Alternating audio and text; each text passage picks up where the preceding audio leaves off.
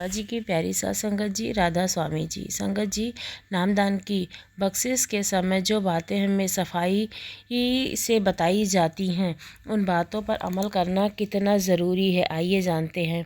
इस साखी के माध्यम से साथ संगत जी, आज की साखी विदेश में रहने वाले एक सत्संगी लड़के की है, जो कि उन्होंने संगत से साझा की है। इस साखी को साझा करने का उद्देश्य केवल इतना है कि जो गलती उन्होंने की, वह गलती कोई और गुरु का प्यार लेने वाले यानी कि गुरु की बख्शिश लेने वाले ना करें।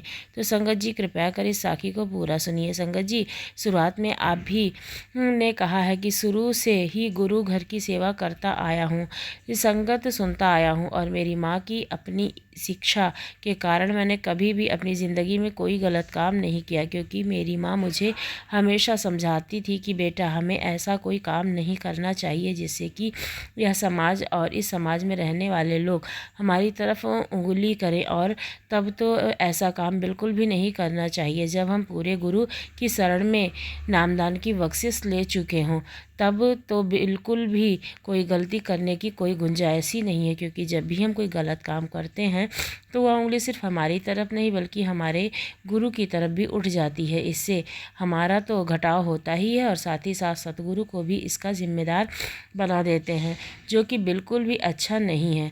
तो मेरी माँ मुझे हमेशा से ही रूहानियत से जोड़ती आई है और मेरी माँ की कमाई भी बहुत है।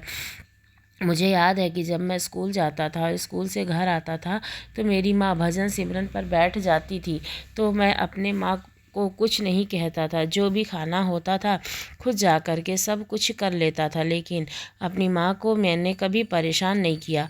उनकी भजन बंदगी में मैंने कभी रुकावट नहीं डाली, वह केवल इसलिए क्योंकि मेरी माँ की शिक्षा ही मुझे यहाँ तक लेकर के आई है। और फिर उसके बाद मैं विदेश चला गया। जब मुझे विदेश जाना था तो उससे पहले ही मेरी माँ ने मुझे बहुत समझाया कि बेटा, वहाँ पर रहकर वहाँ के माहौल में हमें गंदा नहीं होना है, हमें तो समाज में ऐसे रहना है जैसे एक कमल कीचड़ में खिल जाता हो, लेकिन कीचड़ में कभी गंदा नहीं होता है। तो हमें इस समाज में रहते हुए किसी तरह की गंदगी में, लिवाज में नहीं आना है। हमें तो मालिक की भजन बंदगी करते हुए सभी कार्य करने हैं, क्योंकि जब मालिक की भजन बंदगी करते हैं तो हम चाहे कहीं भी रहें, मालिक हमें हमेशा हमारे साथ होता है। तो आप भी कहते हैं कि ऐसे ही मेरी माँ ने मुझे समझाया और फिर मैं विदेश चला गया। लेकिन वहाँ जाकर मैं मन के पीछे लगकर वहाँ के माहौल में पढ़ना शुरू हो गया और मेरी माँ मुझे रोज़ फ़ोन करती, मेरी माँ हालचाल पूछती और मुझसे पूछती कि भजन सिमरन में बैठता तो है तू ना। कुछ समय तक तो मैं बैठता रहा, लेकिन जैसे जैसे वहाँ पर समय बीतता गया, मेरी भजन बंदगी मुझसे छूटती गई और मुझे वहाँ का माहौल अच्छा लगने लगा और इसी माहौल में मैं डूब गया। वहाँ पर मेरे कुछ नए दोस्त बने। जैसे कि आप जानते हैं कि विदेशों में ज़्यादातर लोग मांसाहारी होते हैं, मांस इत्यादि का सेवन करते हैं और वहाँ पर शाकाहारी खाना बहुत ही कम मिलता है। यदि मिलता भी है तो उसका दाम मांसाहारी भोजन से ज़्यादा होता है। तो मैंने भी अपने दोस्तों के साथ मांस खाना शुरू कर दिया, क्योंकि वहाँ पर मुझे भारी काम करना पड़ता था, इसलिए मैंने ये भोजन लेना शुरू कर दिया। और मेरी माँ रोज़ मुझसे फ़ोन करके पूछती कि भजन पर बैठता है कि नहीं। मैं उसे झूठ बोल देता कि मैं भजन पर बैठता हूँ। तो ऐसे ही समय बीतता गया और वहाँ पर जिस कंपनी में मैं काम करता था, वहाँ पर मशीन में ख़राबी होने के कारण मुझे एक बहुत बड़ा ब्लास्ट हुआ। उस ब्लास्ट में हम 3 लोग घायल हुए, जिससे मैं सबसे आगे मैं था, क्योंकि मेरी ड्यूटी उस मशीन के पास ही होती थी और उस ब्लास्ट में मैं पूरा जल गया। मैंने अपनी आँखों से देखा कि जब वो ब्लास्ट हुआ तो मेरे दोनों हाथों से मांस पिघल कर नीचे गिर गया। मैं बहुत तकलीफ़ में था और मुझे जल्दी से हॉस्पिटल ले जाया गया। वहाँ पर कुछ दिनों तक मैं रहा और हॉस्पिटल में बैठे बैठे मुझे इस बात का एहसास हुआ कि जब मुझे नाम की बख्शिश होनी थी, तब मैं नामदान के लिए पेश हुआ था और तो मुझसे उन्होंने यही सवाल किया था कि मांस और शराब आदि का सेवन तो नहीं करते हो। तो मैंने यही कहा था कि मैं नहीं करता हूँ। तो मुझसे कहा था कि करना भी मत। तो उसके बाद मुझे नामदान की पर्ची मिली थी और मुझे बात याद है कि रोना आ गया। मैंने अपने सतगुरु की बात नहीं मानी और आज मेरे साथ जो हुआ वह बिल्कुल ठीक हुआ, क्योंकि मैंने अपने गुरु के हुक्म का उल्लंघन किया है। जिसका भी मांस मैंने खाया है, शायद शायद वही जलकर नीचे गिरा। तो मैं बहुत रोया। जो मेरे साथ होने वाले थे उन्हें ज़्यादा चोट नहीं आई थी, उन्हें थोड़ी बहुत चोट लगी थी, क्यों इसलिए इसमें सबसे ज़्यादा नुकसान मेरा ही हुआ था। लेकिन इस गलती की ज़िम्मेदारी भी मेरी ही थी, क्योंकि नाम देकर सतगुरु ने तो मुझे ज़िम्मेदारी ली थी ना। लेकिन अगर हम नाम लेकर भजन बंदगी भी नहीं करते तो उसके हुक्म के पालन भी नहीं करते तो जिन चीज़ों से हमें दूर रहने के लिए बोला जाता है, अगर हम वह भी नहीं करते तो हमारे लिए अफ़सोस की बात है। और मेरी माँ कहती है कि बेटा, हुजूर फरमाते हैं कि भजन सिमरन भले ही कम करो, लेकिन जिन चीज़ों से दूर रहने के लिए बोला जाए उनसे दूर रहो, क्योंकि वह चीज़ें तो परमार्थ की जड़ को काट देती हैं। तो मेरे साथ भी यही हुआ। मेरी अपनी गलती थी। मेरी माँ ने सब सच बता दिया था और मैंने यहाँ क्या क्या किया। इसके बाद मेरी माँ ने मुझे कहा, बेटा अब तो जो हो गया हो गया, हम बदल भी नहीं सकते, लेकिन अपनी इस गलती को सुधार सकते हैं। मेरी माँ ने मुझसे कहा कि आज मुझसे वादा करो कि आज ही तुम ऐसा काम नहीं करोगे। तो मैंने अपनी माँ से वादा किया, आज से अपनी हर बात मानूंगा और सतगुरु के हुक्म के अनुसार ही रहकर भजन सिमरन किया करूँगा, उसमें समय दूंगा। ऐसा कोई भी काम नहीं करूँगा जिससे सतगुरु को दुख लगे और आपको तकलीफ़ हो।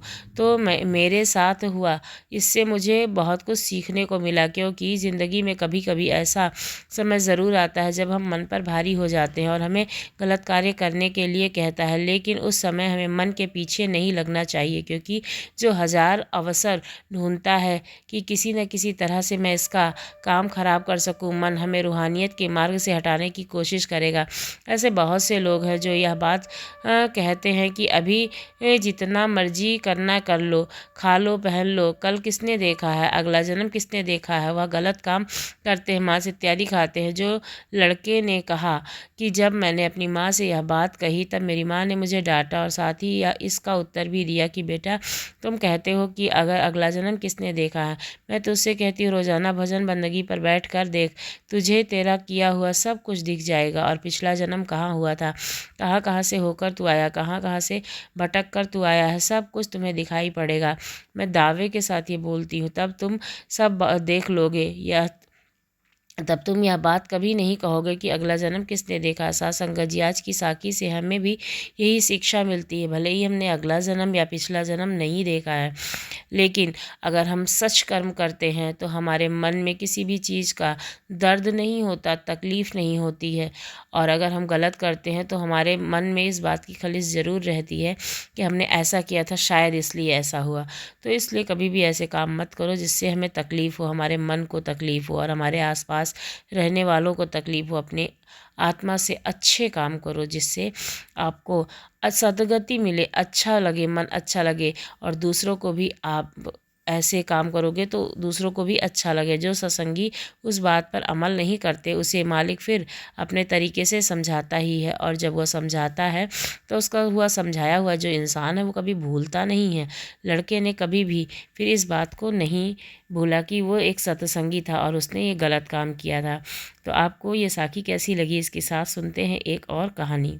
ये कहानी छगन आपू नाम के एक छोटे से गांव की है, जहां अजय नाम का एक गरीब किसान रहता था। अजय के परिवार में उसके अलावा उसकी पत्नी सीमा और बेटा राजू थे, जिसके साथ वह बहुत खुशी खुशी रहता था। अजय के पास गांव में अपनी एक ज़मीन थी जहां पर खेती करके वह अपने घर का पालन पोषण करता था, परंतु अब उसकी वह ज़मीन पहले की तरह उपजाऊ नहीं रही थी। धीरे धीरे उसकी ज़मीन में फसल की पैदावार कम होने लगी थी। एक दिन इसी चिंता से वह अपने ज़मीन के पास बैठा हुआ था और कमाने का कोई और ज़रिया सोचने लगा था। दिन प्रतिदिन मेरे इस ज़मीन से उगने वाली फसल कम होती जा रही है, लगता है मुझे अब कोई दूसरी ज़मीन लेकर काम करना होगा, तो कोई और ज़रिया ढूंढना होगा कमाने का। पर अब मैं इस ज़मीन के भरोसे नहीं रह सकता हूँ। चलो एक बार चल के अपनी पत्नी से राय ले लेता हूँ। और वह तुरंत ही खेत से अपने घर की तरफ जाता है। घर पहुँचकर वह सबसे पहले अपनी पत्नी को आवाज़ लगाता है, पत्नी यहाँ मतलब पत्नी का नाम लेके, सीमा ज़रा यहाँ आना, तुमसे ज़रूरी बात करनी है। अजय की आवाज़ सुनकर सीमा वहाँ आ जाती है, लेकिन वो बोलती है कि आपने क्यों बुलाया, कुछ ज़रूरी विषय पर बात करनी है क्या? हाँ, क्या बात है सीमा, तुम तो जानती हो हमारी ज़मीन अब पहले जैसी उपजाऊ नहीं रही। अगर मैं ज़्यादा खाद वगैरह डालने की कोशिश करूँगा तो कहीं उसकी मिट्टी और ना ख़राब हो जाए, इसलिए सोच रहा हूँ कि कुछ समय के लिए ज़मीन पर खेती करना छोड़ दूँ। हर साल थोड़ी थोड़ी खाद उसमें डालता रहूँगा, जिससे कुछ सालों के बाद पहले की तरह ज़मीन उपजाऊ हो जाएगी। इसमें खेती करना फिर शुरू कर दूँगा, यह ठीक रहेगा। इससे अपनी ज़मीन भी सही रहेगी और इसमें उगने वाली फसल। हाँ, पर तब तक मैं क्या करूं, क्योंकि मेरे पास दूसरी और कोई ज़मीन नहीं है। घर का खर्चा चलाने और राजू की पढ़ाई के लिए कहाँ से पैसा जुटा पाऊंगा। एक काम क्यों नहीं करते, एक बार गांव के ज़मींदार काका से मिल लीजिए। वह तो अच्छे और नेक दिल हैं, आपको ज़रूर कोई ना कोई मदद करेंगे। सीमा यह ठीक कह रही है। और वो ज़मींदार काका से मिलने के लिए सुबह सुबह चला जाता है और फिर ज़मींदार के घर के बाहर पहुंचकर वह ज़मींदार को आवाज़ लगाता है, क्या आप घर पर हो। अजय की आवाज़ सुनकर ज़मींदार बाहर आता है। आओ बेटा, क्या बात है, बोलो क्या काम है। तब वह बोलता है कि काका मुझे आपकी मदद चाहिए। बोलो बेटा, क्या है, मैं तुम्हारी मदद किस प्रकार से कर सकता हूँ। अजय फटाफट ज़मींदार को अपने खेत की हालत बता देता है और परेशान ना होने के लिए, काका मेरे पास एक ज़मीन भी है जिस पर खेती करके मैं घर का खर्च चलाता हूँ और मैंने आज तक खेती के अलावा कोई दूसरा काम किया ही नहीं है। अब यही नहीं समझ आ रहा है कि मैं क्या करूँ। बेटा, खेती के अलावा दूसरा क्यों काम करना है।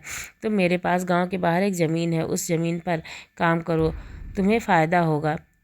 और वो मेरे किसी काम की भी नहीं है, इससे मेरा कोई नुकसान नहीं होगा। अब तो मेरी उम्र भी हो गई है और बेटा भी मेरा शहर में रहता है, इससे तुम्हारा भी भला हो जाएगा और मेरी जिम्मेदारी थोड़ी कम हो जाएगी। काका, अगर ऐसी बात है तो कल से ही मैं खेत पर काम करने चला जाऊंगा। अजय जमींदार को धन्यवाद देकर वहां से अपने घर के लिए निकल जाता है। अजय अपने घर पहुंचकर सीमा को सारी बात बता देता है।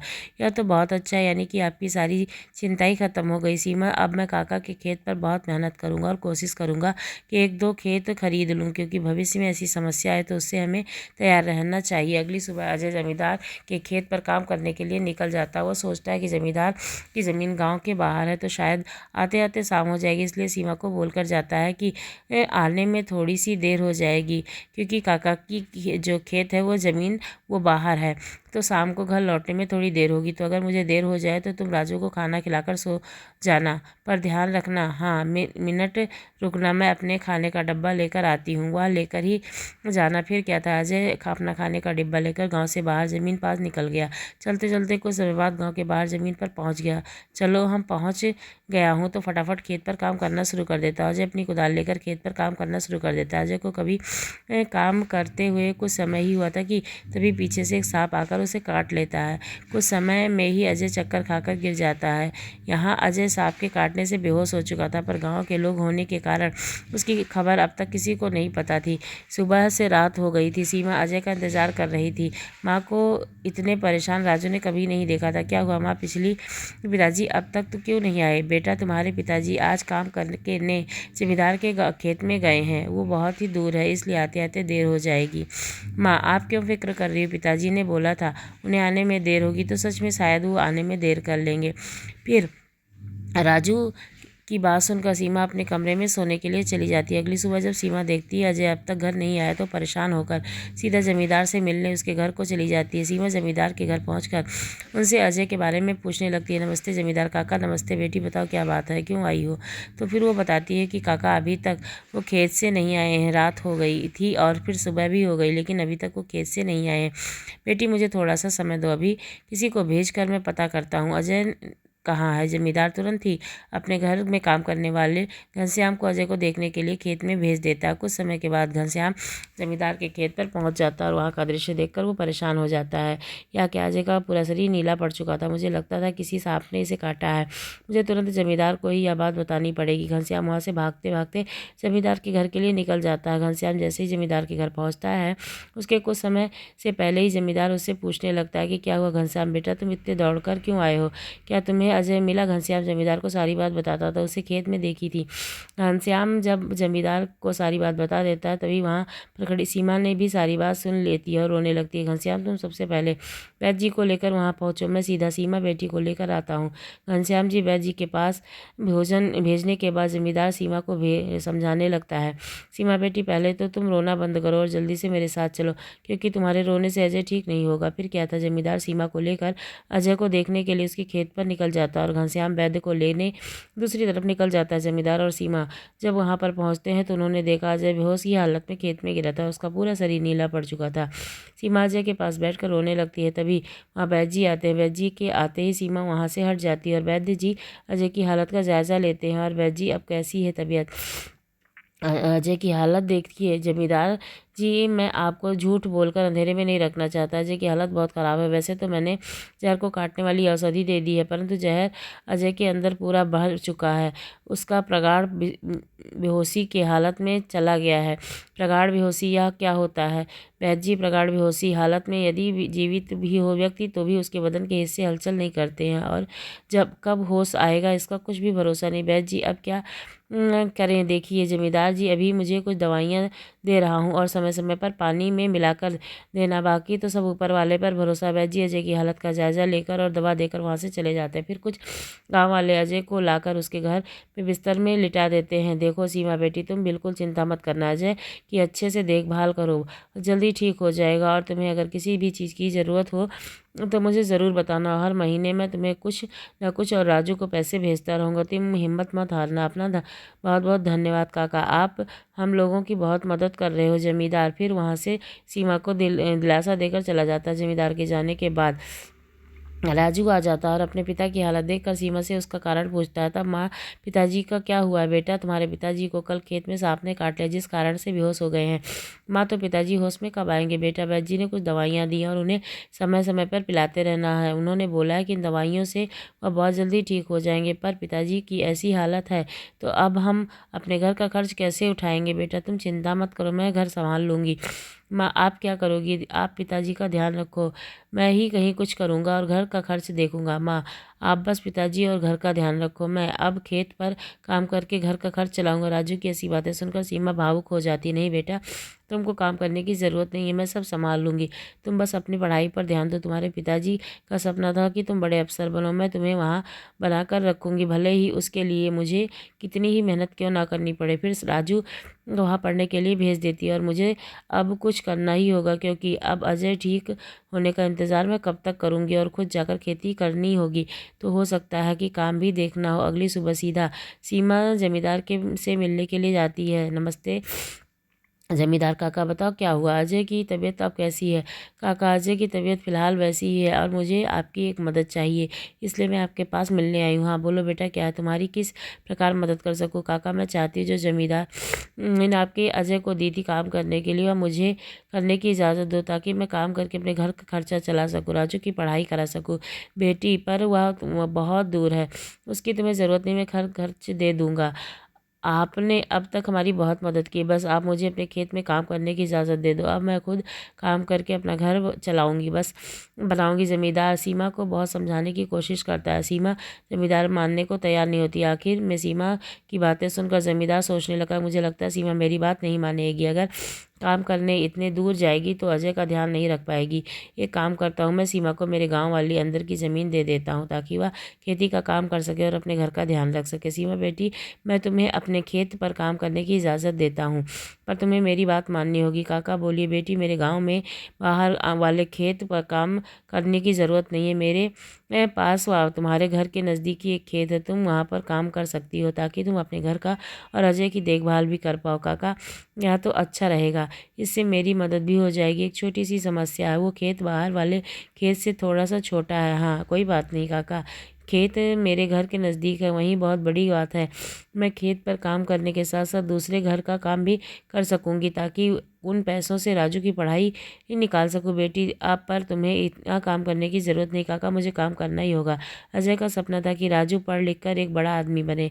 मेहनत करूंगी और उसका सपना पूरा करूंगी। पढ़ाई के लिए और घर चलाने के लिए मुझे हर हाल में जिम्मेदारी उठानी होगी। जमींदार सीमा के संकल्प और साहस से भावुक हो जाते हैं। ठीक है बेटी, तुम्हारी मेहनत देखकर मुझे पूरा भरोसा हो गया कि तुम ज़रूर सफल होगी। मैं तुम्हारी हर मदद करूंगी, तुम कड़ी मेहनत करो, भगवान भी तुम्हारे साथ है।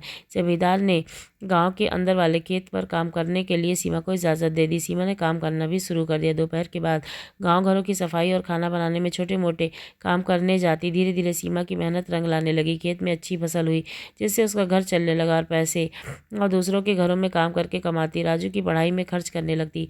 बेटा, मैं चाहती हूँ कि तुम मन लगाकर पढ़ो। तुम्हारे पिताजी का सपना था कि तुम बड़े अफसर बनो। तुम्हें हर मुश्किल में मैं पढ़ाऊंगी और मेहनत करूंगी। तुम्हारे सपना पिताजी का सपना मैं पूजा करूंगी।